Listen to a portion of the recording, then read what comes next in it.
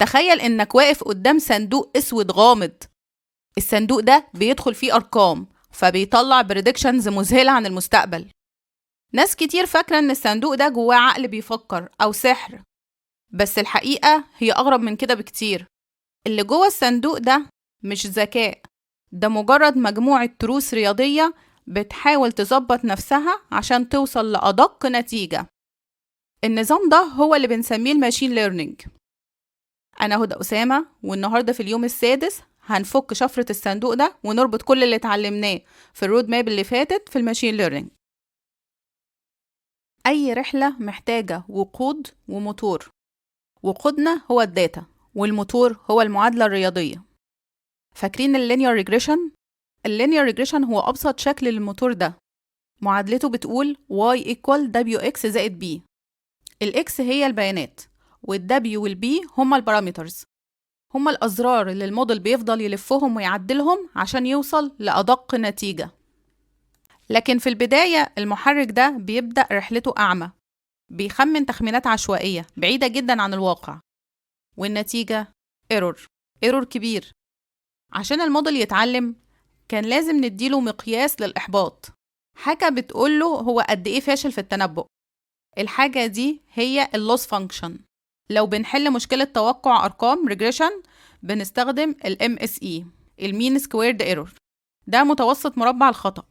طيب ولو بنصنف بيانات زي كلاسيفيكيشن بنستخدم الكروس انتروبي. المقياس ده هو اللي بيقول للموديل باختصار انت بعيد عن الحقيقة قد ايه. دلوقتي الموديل عرف انه غلطان بفضل اللوس فانكشن. طب يصحح نفسه ازاي؟ لازم يخرج من المتاهة وينزل من فوق جبل الخطأ لحد ما يوصل للقاع تحت أقل نسبة خطأ ممكنة. وهنا بيجي دور البطل بتاعنا الجريدينت ديسنت. ده هو البوصلة اللي بتحسب للموديل السلوب أو الميل، وبتقوله اتحرك عكس الميل ده عشان تنزل لتحت. بس خلي بالك أهم حاجة هنا هي الخطوة أو الليرنينج ريت. لو الخطوة كانت واسعة زيادة عن اللزوم الموديل هيتجنن ويطير بعيد عن الجبل اللي اسمه اكسبلودينج ومش هيوصل أبدا. ولو كانت قصيرة وصغيرة قوي زيادة عن اللزوم هيفضل مكانه ويحتاج سنين علشان يوصل للقاع. السر كله في إننا نلاقي الخطوة المثالية اللي توصلنا بأمان. تخيل الموديل ده زي الكورة بتتدحرج على أرض وعرة. الجريدينت ديسند العادي بيحسب الميل بدقة شديدة، بيحسبه لكل البيانات، فبيمشي ببطء وثبات لحد ما يقع في أول حفرة تقابله اللي هي اللوكال مينيما. الكرة بتثبت هناك لأن الميل عندها 0، فالموديل بيفتكر إنه وصل لأقل خطأ وهو في الحقيقة محبوس في حفرة صغيرة. الحل هنا إيه؟ SGD. بدل ما نحسب الميل لكل البيانات بنحسبه لعينة عشوائية ميني باتش. العشوائية دي بتعمل زي دفعة كده تنشيطية أو نويز في الاتجاه. بدل ما الكرة تمشي في خط مستقيم ناعم بتمشي وهي بتتنطط. ده هو الدفعة التنشيطية اللي بنقول عليها. هو ده اللي بيخلي الكرة تتنطط بره الحفرة الصغيرة وتكمل لحد ما توصل لأعمق نقطة اللي هي الجلوبال مينيما.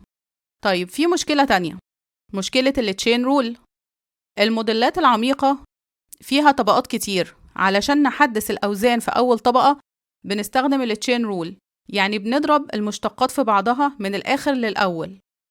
زمان كنا بنستخدم دالة اسمها سيجمويد، ودي مشكلتها إن أقصى ميل ليها هو 25%. تخيل بتضرب أرقام صغيرة في بعض، يعني 0.1 في 0.1 في 0.1 في 0.1، في الآخر هتلاقي النتيجة يعني ما يقارب للزيرو. الإشارة بتفضل تصغر وتصغر لحد ما تموت وتوصل للطبقات الأولى وهي 0. الموديل ما بيتعلمش، ما بقتش تيجي ليه إشارة، ما بقاش فيه إشارة جديدة. الحل هنا هو الريلو. الريلو عبقريته في بساطته، لو الرقم سالب بيخليه 0، ولو موجب بيسيبه زي ما هو. ميزة ده إن السلوب بتاعها في الجزء الموجب دايما 1. لما نضرب 1 في 1 في 1 الإشارة بتفضل 1 زي ما هي. علشان كده بنقول إنها بتضرب الإشارة زي البرق، لأنها بتمرر القوة كاملة بدون إضعاف. فالموديل العميق بيفضل صاحي وبيتعلم لحد أول طبقة. رحلتنا النهاردة ورتنا الخريطة من فوق. عرفنا إن كل ألجوريزم سواء كان لوجيستيك ريجريشن أو حتى نيورال نتوركس هو في الآخر مجرد محاولة تانية للوصول لأقل خطأ ممكن. لكن قبل ما نبني المودلز لازم نتأكد إن الوقود بتاعنا اللي هو الداتا مفيش فيه بايظ خالص، وعارفين إزاي نقسمه صح عشان الموديل ما يبقاش دحيح حافظ مش فاهم. أنا هدى أسامة، والأسبوع الجاي رحلتنا هنكملها مع الداتا بايظ والجنراليزيشن، وهنبدأ نمسك أول أداة ونفككها حتة حتة اللي هي linear regression. وطبعا لو المحتوى ده بيساعدكم تفهموا الماشين ليرنينج ببساطة، ما تنسوش تشتركوا في القناة وتعملوا سبسكرايب علشان ندخل في تفاصيل الماشين ليرنينج أكتر وأكتر في باقي السلسلة.